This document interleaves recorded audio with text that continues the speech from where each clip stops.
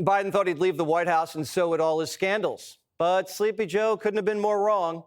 Kamala staffers and other Democrats were preparing for Joe's death. Quote, top Democrats reportedly held secret meetings in 2023 to discuss withdrawing their support for Joe Biden as the party's presidential nominee and what they would do if he died in office.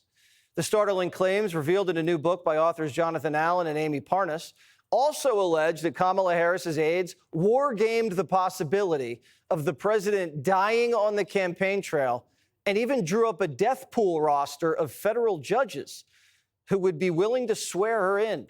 They wanted to make sure the party was ready for every possible circumstance. On camera, Democrats told us Biden was perfectly fine and the best version of himself. But behind closed doors, there was a death pool. And they were ordering flower arrangements for his funeral. Joe didn't die, but the party did. And now they're scrambling to dig themselves out of a political grave. And they better find a voice fast, because the loudest member of their team's making a fool of herself.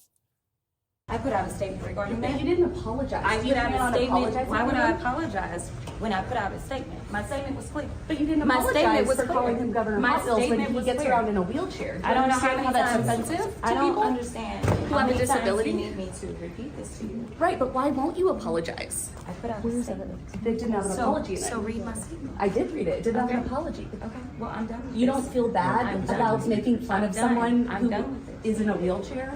Calling him Governor Hot Wheels?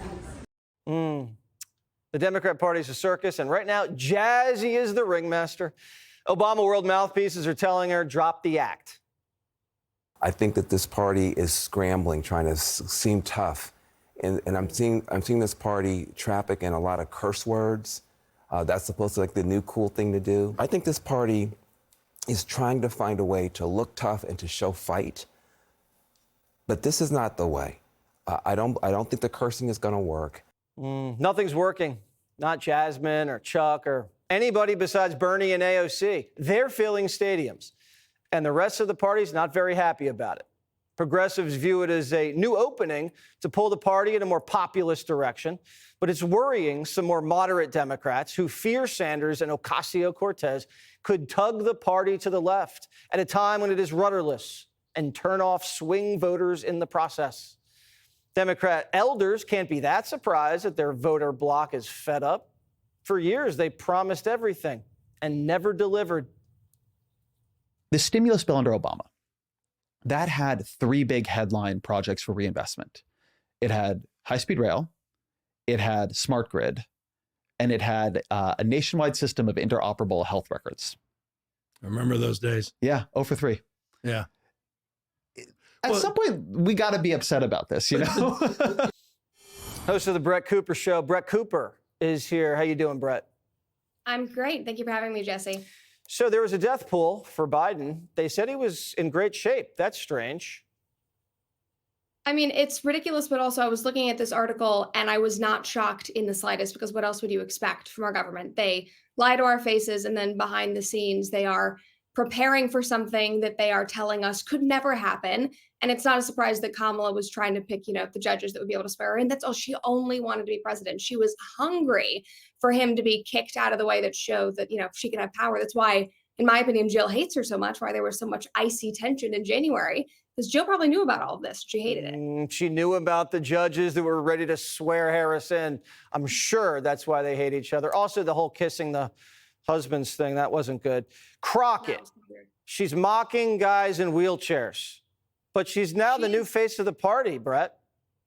I know, she's a mess. And I have to say, there were all of those polls a couple of weeks ago saying, AOC is leading the Democrat Party. That's who people want to lead the Democrat Party. And then I saw Jazzy, as you said, and I was like, let's bring AOC back. Like, I'm done. This is too much.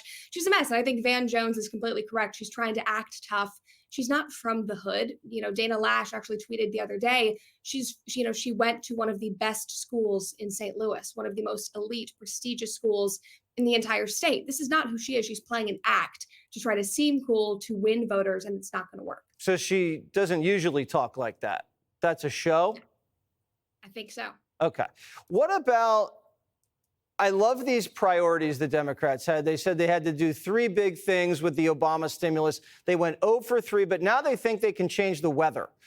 Are the Democrats frustrated that their party always lies to them and doesn't deliver, or is just this, they're used to it?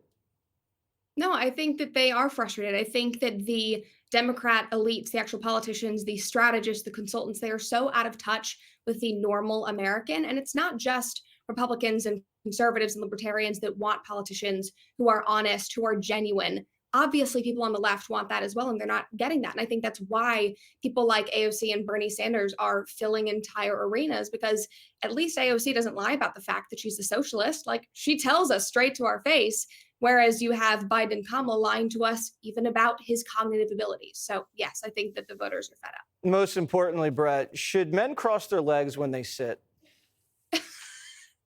No. I mean, you saw Gavin out there with the other guy, Ezra, yeah. I think his name, both severely crossing their legs.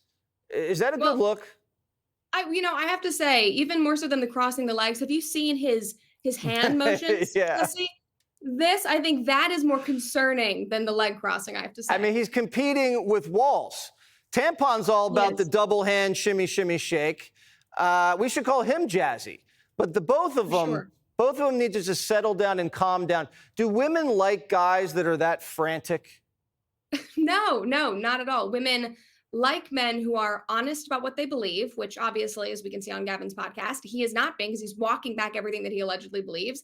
Women do not like men who are fidgety and insecure and sweat profusely because they know they're getting questioned by Charlie Kirk. We want men who are sturdy and strong and stable and can weather storms. And that is not Tim Walz, and that is not Gavin Newsom. I'm glad we got down to the real issues. Brett, thank you so much. Good to see you.